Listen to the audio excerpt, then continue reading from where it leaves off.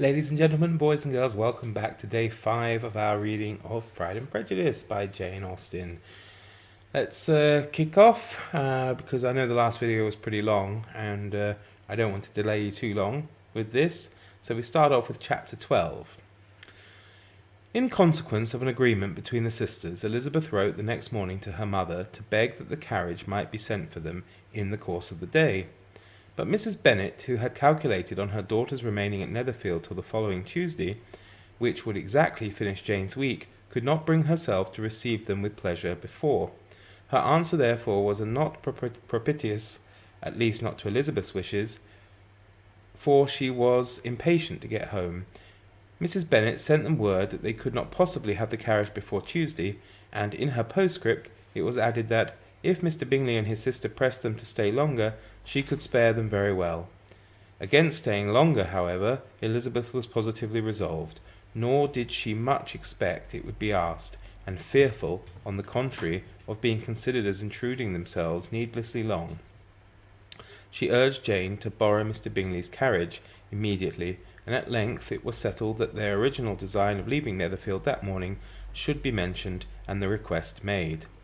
The communication excited many professions of concern, and enough was said of wishing them to stay at least till the following day to work on Jane, and till the morrow their going was deferred. Miss Bingley was then sorry that she had proposed the delay, for her jealousy and dislike of one sister much exceeded her affection for the other.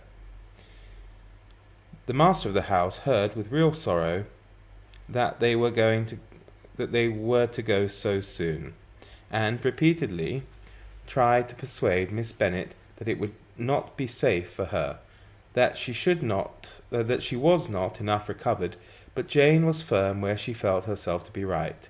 To Mr. Darcy it was welcome intelligence. Elizabeth had been at Netherfield long enough. She attracted him more than he liked, and Miss Bingley was uncivil to her, and more teasing than usual to himself.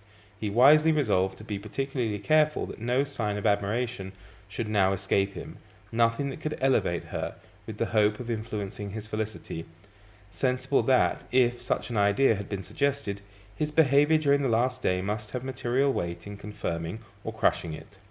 Steady to his purpose, he scarcely spoke 10 words to her through the whole of Saturday, and, though they were at one time left by themselves for half an hour, he adhered most conscientiously to his book, and would not even look at her. On Sunday, after morning service, the separation so agreeable to almost all took place. Miss Bingley's civility to Elizabeth increased at last very rapidly, as well as her affection for Jane, and when they parted, after assuring the latter of the pleasure it would always give her to see her either at Longbourn or Netherfield, and embracing her most tenderly, she even shook hands with the former, Elizabeth took leave of the whole party in the liveliest spirits. They were not welcomed home very cordially by their mother. Mrs. Bennet wondered at their coming, and thought them very wrong to give so much trouble, and was sure Jane would have caught a cold again, but their father, though very laconic in his expressions of pleasure, was really glad to see them. He had felt their importance in the family circle. The evening conversation, when they were all assembled, had lost much of its animation, and almost all its sense by the absence of Jane and Elizabeth. They found Mary, as usual, deep in the study of thorough base and human nature, and had some new extracts to admire, and some new observations of threadbare morality to listen to. Catherine and Lydia had information for them of a different sort. Much had been done and much had been said in the regiment since the preceding Wednesday. Several of the officers had dined lately with their uncle. A private had been flogged, and it had actually been hinted at that Colonel Forster was going to be married. Chapter 13. "I hope, my dear," said Mr. Bennet to his wife, as they were at breakfast the next morning, "that you have ordered a good dinner to-day, because I have reason to expect an addition to our family party." "Whom do you mean, my dear? I know of nobody that is coming, I am sure, unless Charlotte Lucas should happen to call in, and I hope my dinners are good enough for her. I do not believe she often sees such at home. The person of whom I speak is a gentleman and a stranger." Mrs. Bennet's eyes sparkled. "A gentleman and a stranger? It is Mr. Bingley, I am sure." "Why, Jane, you never dropped a word of this, you sly thing. Well, I am sure I shall be extremely glad to see Mr. Bingley, but good Lord, how unlucky there is not a bit of fish to be got to-day. Lydia, my love, ring the bell. I must speak to Hill this moment. It is not Mr. Bingley, said her husband. It is a person whom I never saw in the whole course of my life. This roused a general astonishment, and he had the pleasure of being eagerly questioned by his wife and 5 daughters at once. After amusing himself some time with their curiosity, he thus explained: About a month ago I received this letter, and about a fortnight ago I answered it, for I thought it a case of some delicacy and requiring early attention. It is from my cousin, Mr. Collins, who, when I am dead, may turn you all out of this house as soon as he pleases. Oh, my dear, cried the wife, I cannot bear to hear that mentioned. Pray do not talk of that odious man. I do think it is the hardest thing in the world that your estate should be entailed away from your own children. Well, I'm getting shades of Downton Abbey there. And I'm sure, if I had been you, I should have tried long ago to do something or other about it. Jane and Elizabeth attempted to explain to her the nature of the entail. They had often attempted it before, but it was a subject on which Mrs. Bennet was beyond the reach of reason, and she continued to rail bitterly against the cruelty of settling an estate away from a family of 5 daughters in favour of a man whom nobody cared anything about. It certainly is a most iniquitous affair, said Mr. Bennet, and nothing can clear Mr. Collins from the guilt of inheriting Longbourn. But if you will listen to his letter, you may perhaps be a little softened by his manner of expressing himself. No, that I am sure I shall not, and I think it was very impertinent of him to write to you at all, and very hypocritical. I hate such false friends. Why could not he keep on quarrelling with you, as his father did before him? Why, indeed, does he not seem to have had some filial scruples on that head, as you will hear? Hunsford, near Westerham, Kent, 15th of October.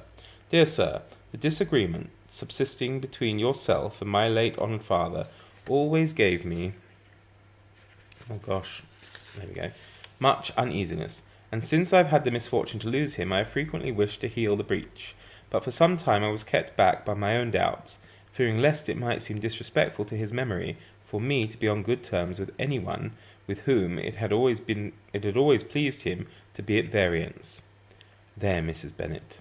My mind, however, is now made up on the subject, for having received ordination at Easter, I have been so fortunate as to be distinguished by the patronage of the Right Honourable Lady Catherine de Bourgh, widow of Sir Lewis de Bourgh, whose bounty and beneficence has preferred me to the valuable rectory of this parish, where it shall be my earnest endeavour to demean myself with grateful respect towards her ladyship, and be ever ready to perform those rites and ceremonies which are instituted by the Church of England.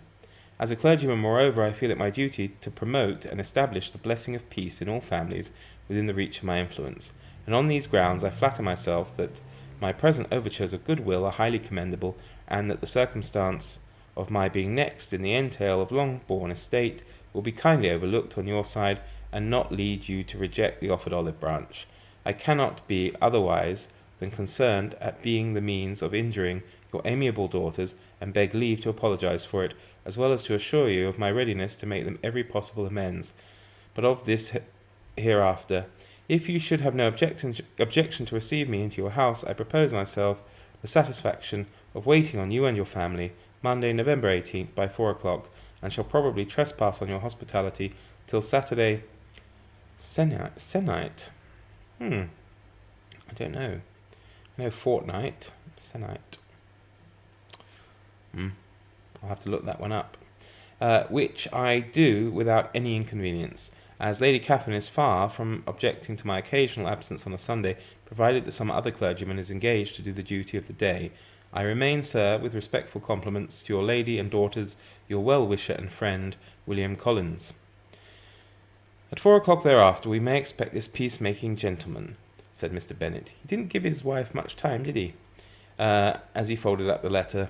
He seems to be a most conscientious and polite young man, upon my word, and I doubt not will prove a valuable acquaintance, especially if Lady Catherine should be so indulgent as to let him come to see us again. There is some sense in what he says about the girls, however, and if he is disposed to make them any amends, I shall not be the person to discourage him. Though it is difficult, said Jane, to guess in what way he can mean to make us the atonement he thinks our due, the wish is certainly to his credit. Elizabeth was chiefly struck with his extraordinary deference for Lady Catherine, and his kind intention of christening, marrying, and burying his parishioners whenever it were required. He must be an oddity, I think, said she. I cannot make him out. There is something very pompous in his style, and what can he mean by apologizing for being the next in the entail? We cannot suppose he would help it if he could. Can he be a sensible man, sir? No, my dear, I think not. I have great hopes of finding him quite the reverse. There is a mixture of civility and self-importance in his letter, which promises well. I am impatient to see him. In point of composition, said Mary, his letter does not seem defective. The idea of the olive branch, perhaps, is not wholly new, yet I think it is well expressed. To Catherine and Lydia, neither the letter nor its writer was in any degree interesting. It was next to impossible that their cousin should come in a scarlet coat, and it was now some weeks since they had received pleasure from the society of a man in any other colour.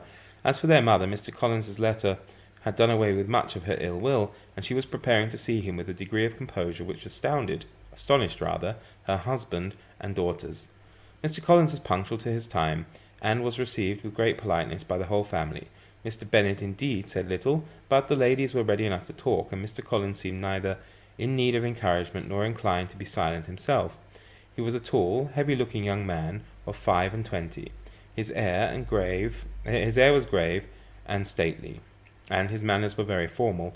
He had not been long seated before he complimented Mrs. Bennet on having so fine a family of daughters, said he had heard much of their beauty, but that in the instance fame had fallen short of the truth, and added that he did not doubt her seeing them all in due time well disposed of in marriage.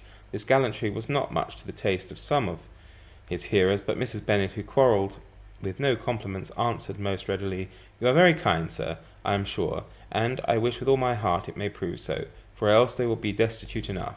Things are settled so oddly. You allude, perhaps, to the entail of this estate. Ah, sir, I do indeed. It is a grievous affair. My poor girls, you must confess. Not that I mean to find fault with you for such things. I know are all of chance in this world. There is no knowing how estates will go when once they come to be entailed. I am very sensible, madam, of the hardship to my fair cousins, and could say much on the subject, but I am cautious of appearing forward and precipitate. But I can assure the young ladies that I come prepared to admire them. At present I will say no more, but perhaps when we are better acquainted." He was interrupted by a summons to dinner, and the girls smiled on each other. They were not the only objects of Mr. Collins's admiration. The hall, the dining room, and all its furniture were examined and praised, and his commendation of everything would have touched Mrs. Bennet's heart, but for the mortifying supposition of his viewing it all as his own future property. The dinner, too, in its turn, was highly admired, and he begged to know to which of his fair cousins the excellence of its cookery was owing, but here he was set right by Mrs. Bennet, who assured him with some asperity that they were very well able to keep a good cook, and that her daughters had nothing to do in the kitchen. He begged pardon for having displeased her. In a softened tone, she declared herself not at all offended, but he continued to apologize for about a quarter of an hour. And I think we shall stop there today and pick up tomorrow with chapter 14. So do have a wonderful day, everybody, and see you tomorrow. All the best. Bye.